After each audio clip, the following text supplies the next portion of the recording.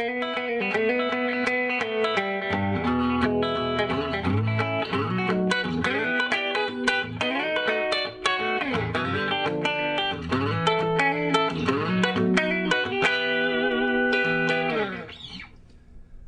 this is Jason Lee from NextLevelGuitar.com, and I'm here today, and I actually brought my vintage '62 Fender Bassman. So we're going to go over a few details about that right now. Funny story, the Bassman itself was actually designed for bass players, but somewhere along the line someone must have plugged the guitar into it and realized how good it actually sounds for the guitar frequencies too. So I think over the years people actually hear a Bassman, and if they're familiar with it, they always go, well, why are you going to use that for bass? And you say, well, no, it's for guitar. No, it's for bass. So this, you know, people argue about that too, but definitely the Bassman's a guitar amplifier nowadays. So definitely one thing I want to point out on this is actually the model that came out before Fender used bright switches on their amps. So this is definitely, you can tighten up your sound a little bit better with this. So one thing I like to show you is the difference with this amp and some of the later Bassmans that came along. This is the first generation of the piggyback style setup, so as opposed to the actual upright setup from the late 50s, this is the early 60s. So with this, this actually has a presence knob, which is really cool. It's very well sought after, and with this amp itself, it doesn't have any bright switches. This is before the bright switches came out. So if you take a look at, you know, normal Fender blackface amp, you'll see bright switches right here. But what's really nice about this is that you can kind of custom tailor your tone with the presence knob itself. With the other models, if you were to turn your bright switch on, it's almost like jumping it up to 10 on here. So this way you can actually custom tailor it. Some guys don't like the sound with the bright switch on, and they don't like the sound with the bright switch off. So this way you could put it at 5 to 6 right there, and you'd be pretty set to go. To explain the way the jacks work really quick, your first position on an old Fender amp like this is going to have a little bit of a hotter output, and then your actual input 2 is going to have a little bit of a softer output. This doesn't mean that you can plug in multiple instruments at once. They're never really meant to do that. It was just meant to, do you want to run it as a bass instrument or anything normal? But definitely, when you cut to the normal side, it's even going to be a little bit quieter than this side, and then once again, it's going to be a little bit quieter in the normal position. So a lot of times for recording, some people like to use those where they can actually, you know, cut it over and get a little bit of a softer sound. But it's a great simple amp. It's really easy to put anything else on top of it and make it sound good. It's made popular by tons of artists.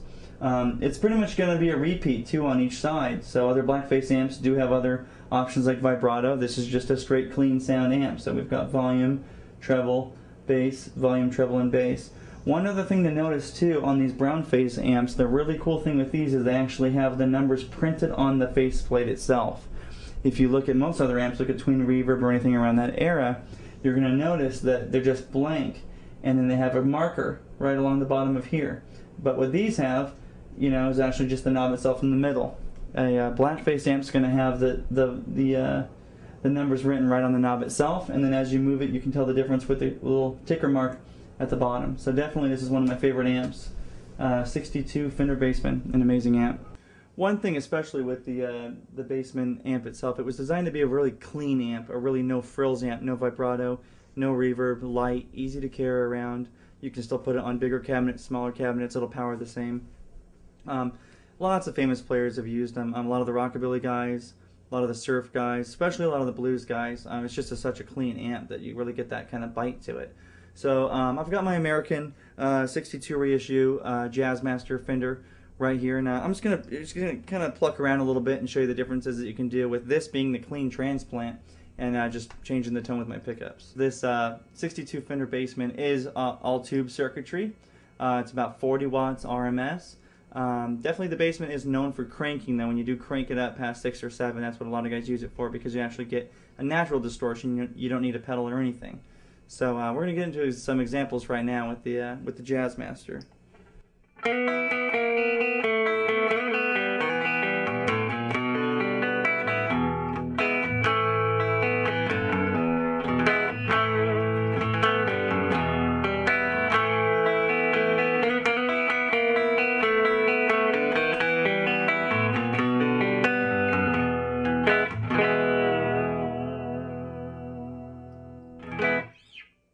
So let's try that one more time. I'm in the neck position, but I want to show you the difference, the way a Bassman is affected when you literally switch to the bridge. It's a little bit different than most amps. The amp pretty much changes with the way you're changing the sound coming in the front end. So let's try that one more time.